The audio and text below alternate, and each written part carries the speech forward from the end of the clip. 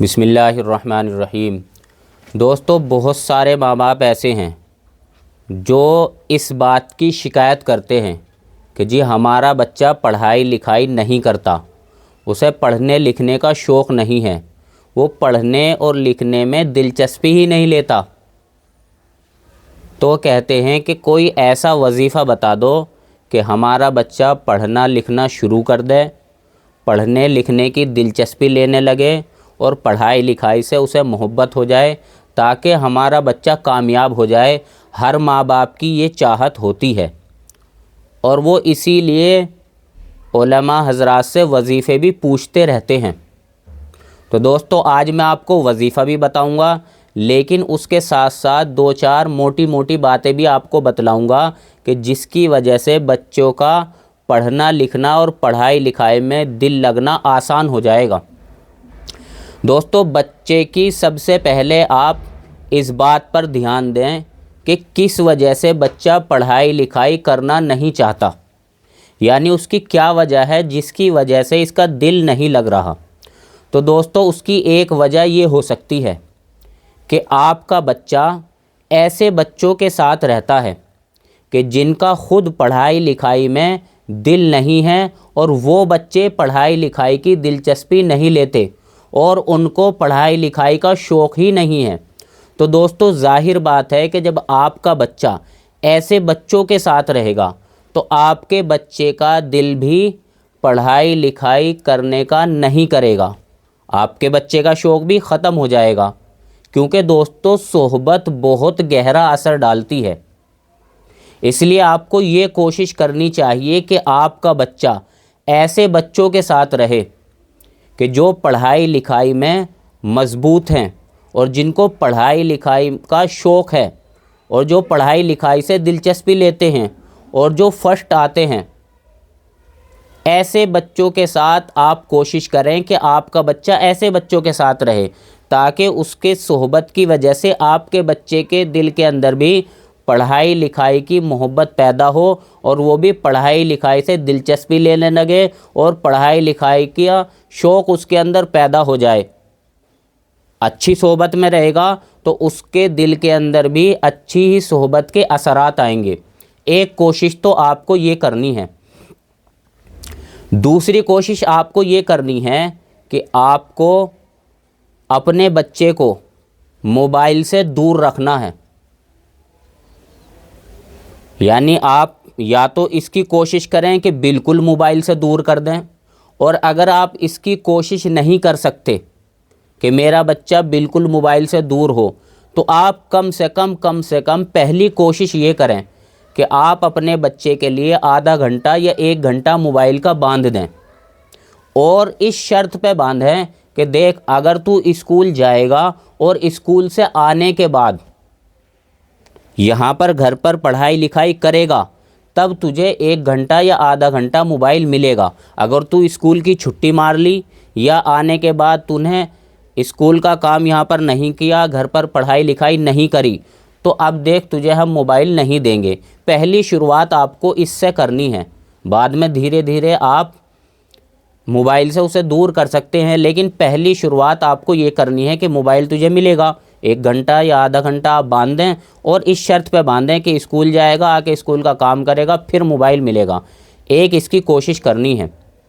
دوسری اس کی بھی کوشش آپ کو کرنی ہے کہ آپ کو اپنے بچے سے ٹی وی کو دور کرنا ہے، بلکہ ٹی وی تو گھر سے ہی نکالنا ہے۔ یہ بھی ایک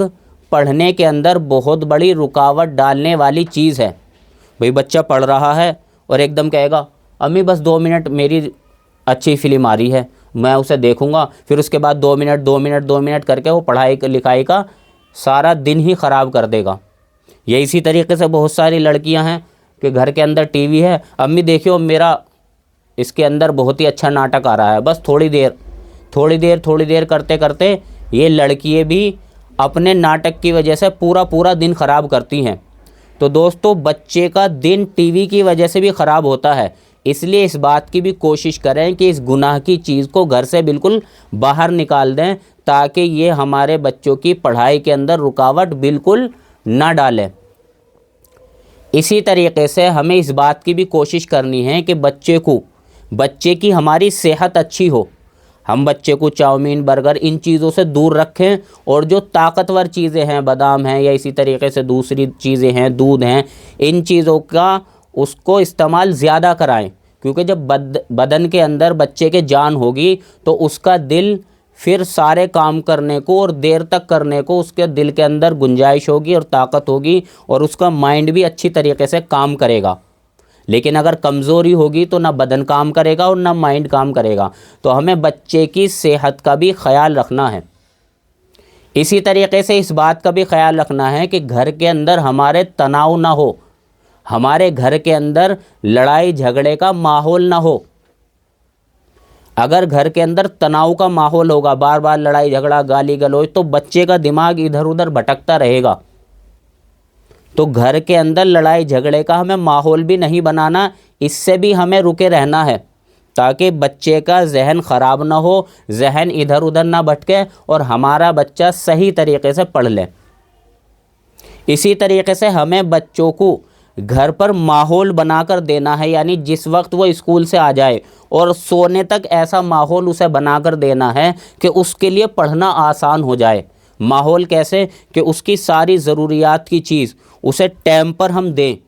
اس کی کتاب ہے، اس کی کاپی ہے، اس کی پینسل ہے، تاکہ جب وہ پڑھنے بیٹھے تو اسے ادھر ادھر نہ جانا پڑے کہ مجھے پینسل لانے جانا، میری یہ چیز ختم ہے، میرے پاس کتاب نہیں ہے، مجھے کاپی لانی ہے۔ یہ ساری چیز ہم اسے وہاں دیں، اور اس وقت گھر میں ایسا کام کوئی نہ کریں کہ جس سے بچے کا دھیان بھٹکے۔ مثال کے طور پر بچہ پڑھائی کر رہا، ادھر ماں ہے نا ادھر گانے سن رہی، ادھر باپ